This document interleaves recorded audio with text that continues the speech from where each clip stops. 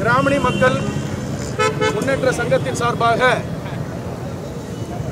தமிழகத்தின் தந்தை, சென்னையை மீட்டெடுத்த உத்தமர் எங்கள் ஐயா, நமது ஐயா மாப்போசியின் 119வது பிறந்தநாள் நிகழ்ச்சியை எங்கள் சங்கத்தின் சார்பாக, எங்கள் சங்கத்தின் நிர்வாகிகளின் சார்பாக வெகு விமர்சையாக நாங்கள் கொண்டாடி வருகின்றோம்.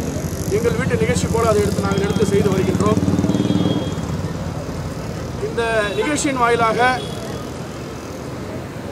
ஊடகம் வாயிலாக மாண்புமிகு தமிழக முதல்வர், தமிழகத்தை சிறப்பாக ஆண்டு கொண்டிருக்கும் அண்ணன் தளபதியார் அவர்களுக்கு நீண்ட நாள் கோரிக்கையை திரும்ப திரும்ப நாங்கள் தெரிவித்து வந்து கொண்டிருக்கின்றோம். ஐயா மாப்போசியின் மகள் அவர்களுக்கு உடல்நலம் கூட சரியில்லை. அவர்கள் கூட மிக வருத்தத்துடன் காலையில் என்னிடத்திலே பகிர்ந்து கொண்டார்கள். தயவு கூர்ந்து எல்லோருக்கும் மணிமண்டபம் அமைத்திடும் இந்த தமிழக அரசு எல்லாவற்றையும் உன்னித்து குறிப்பாக கவனித்து செயல்படும் இந்த தமிழக அரசு எங்கள் ஐயா தமிழ்நாட்டிற்கு, தமிழகத்திற்கு மிகவும் அதிக அளவிலே உழைத்திருக்கின்றார்.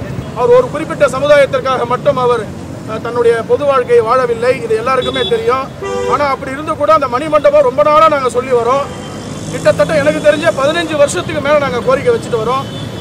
ஏன் அதை இன்னும் நிறைவேற்றலை, எப்போ நிறைவேற்றுவீங்கன்றது எங்களுக்கு ஒரு ஆதகமாக இருக்குது.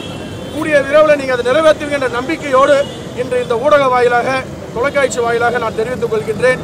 தயவு கூர்ந்து எங்கள் ஐயாவுக்கு மணிமண்டபம் நீங்கள் அமைத்திட வேண்டும் என்று கூறி விடைபெறுகின்றேன். நன்றி, வணக்கம். ஐயா மாப்போசின் புகழ், ஐயா மாப்போசின் புகழ், ஐயா மாப்போசின் புகழ், சென்னையை மீட்டு தந்த மாப்போசி, ஐயா மாப்போசிக்கு புகழ் வணக்கம்,